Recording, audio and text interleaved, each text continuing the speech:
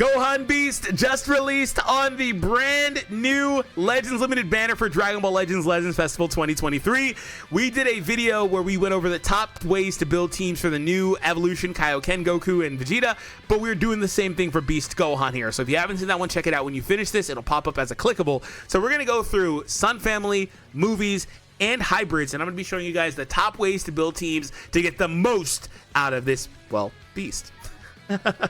He's a beast. Beast is a beast. All right, so starting things off with movies, the easiest team to build ever. You're going to grab that guy because, oh my God, two top 3 or 4 characters on your team. Where would you rank Beast? Top 3, top 4, whatever. You got those 2 on your team. There's no way you would choose anybody else, but that guy is your first pick to run alongside Beast on the movies team. And the third character, I would actually include a green character, and you have these 2 as options and one that I don't own, Piccolo or Pikkon / Gogeta. Now the best one is going to be Pikkon. I would choose Pikkon as the main green to run on your team, so we'll use the yellow Pikkon as a placeholder. Oldest character in the game without a Zenkai, by the way. Actually no, we'll use the green one. That is a placeholder. So the top row with the actual sparking LF Pikkon is the way to go. That long range green card is crazy. Pikkon himself is pretty interesting too. The revive mechanic is valuable, obviously. Piccolo also has that. Piccolo got an equip. Piccolo is a very good close secondary option. If you don't have that character like I don't, I would consider that. But I also wouldn't sleep on Magenta because Magenta's super good. Also, the Cell Max final counter is super damn strong. I wouldn't sleep on that either. The support also that you get from Magenta, fun stuff, I wouldn't sleep on him at all. So like the green is kind of interesting because they're super close. There's a couple levels between the first 2 and then there's a couple levels there, but like you could make use of any of those 3 and be successful, right? So again, I would consider Pikkon though, and I would call it a day. I think he's the best one, even with Piccolo getting the equip. So this is where things are kind of interesting too. You have a choice between yellows. You can also, by the way, just call it a day, use those top 3 and fill out your bench from there and call it a day. But I would personally include the Gotenks character as well. So this is where things get also a little bit interesting. The Gammas are far better as an individual character, but on a team like this that's mainly going to be a ranged team, the new Pikkon is melee, right? Excuse me, on a team like this that's mainly melee, I believe the new Pikkon is melee, right? I've got to double check here live in the video, but on a team like that, you don't really want to run the Gammas because they're not anywhere near as good as they could be. It just is what it is. You could run a mixed team with mixed Z abilities between Strike and Blast, and that's fine if you do that, but just understand that they are completely and utterly not as good as they could be on a team that just is full blast. It is what it is, because actually the Pikkon's a defense type. Okay, that works. So anyway, so that's kind of how things work out. So the character that would excel better would be Gotenks, who's also a defense type, by the way, as a secondary option. Gotenks has the interesting utility that he has with the sub-count manipulation, the endurance, things like that. You could actually run a fun team with Gotenks, Pikkon, and Gogeta, and Gohan. No Janemba. I wouldn't personally do that, but you could have some fun stuff with the shenanigans with endurance and revive and Beast just popping off. Great color trio synergy, too. You can make an argument for it. You can make an argument for it. So that's kind of how I would build a team centered around movies, right? So the last couple of slots could be Zenkai abilities or things like that. It's up to you what you want to do. You can choose Pan for HP. That would work too. Also, I really like this Gohan Z ability. It's super duper strong. So there's that. But yeah, definitely consider that. Look at this. Special move damage up and then double attack. I love that guy's Z ability. So good. So consider that as your main setup there. And moving on from here, let's move over to hybrids. So people always say that hybrids are like never falling off. It's Gohan Ball Legends, and that's not particularly true. Hybrids don't get a ton of support, at least anymore. Where the hell's this tag at? They don't get a ton of support, at least anymore, right? But every now and again, they drop in and give this team a character, and they're always really good. I mean, like, all the recent releases are, like, actually really good. Like, aside from... all the last, like, 6 characters are freaking good. Krillin and Kid Gohan are super good. I wouldn't use them on a hybrid team with Gohan most likely though, but there's that. They're super good. The free Gohan, super good. The green Gohan was underrated as hell on release, and he's super good now. One of the best greens in the game.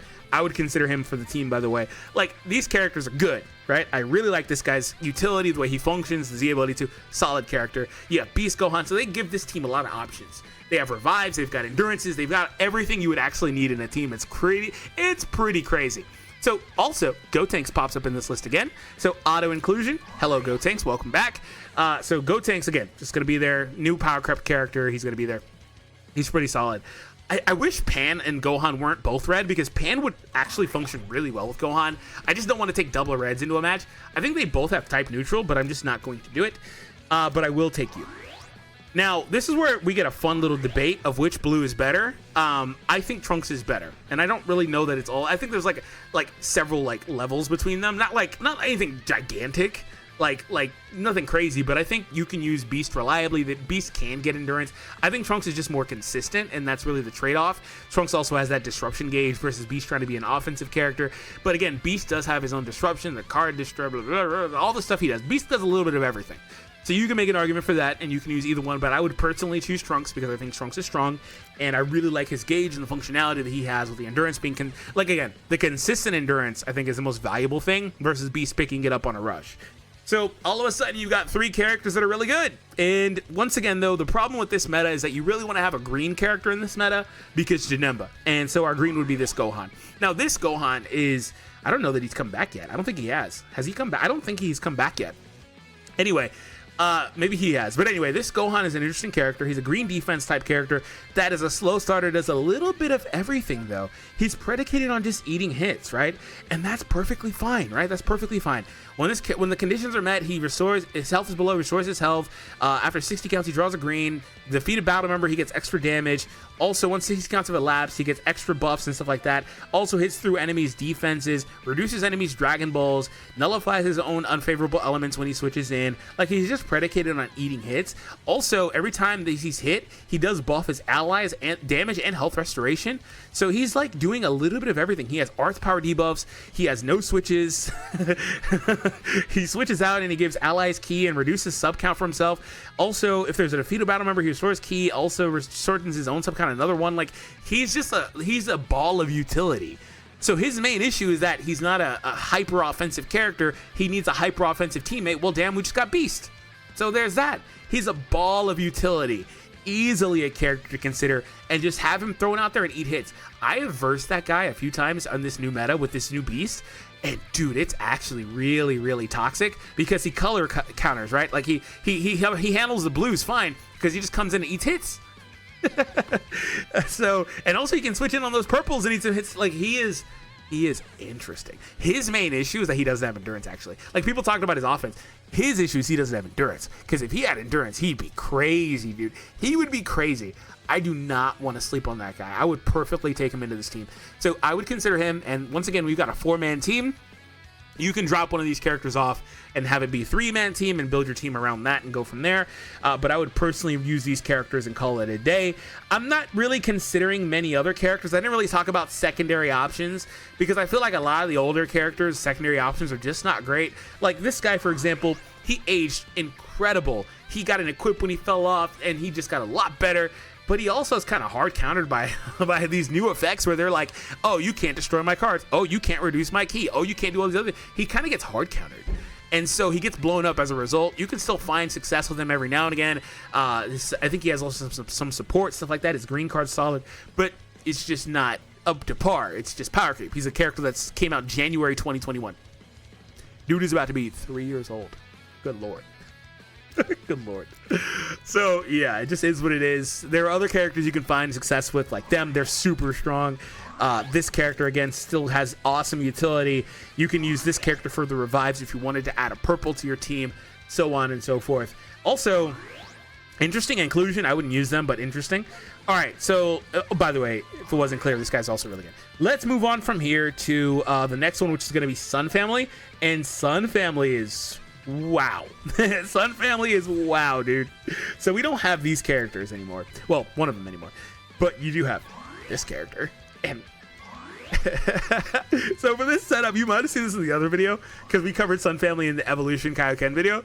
Hello? Hello? What is this? What are we doing here? What are we doing here? This may be the team I'm going to run. This may be my favorite team going forward. This is stupid. This is actually dumb. This is actually stupid. So I just feel dirty setting this up. It feels nasty.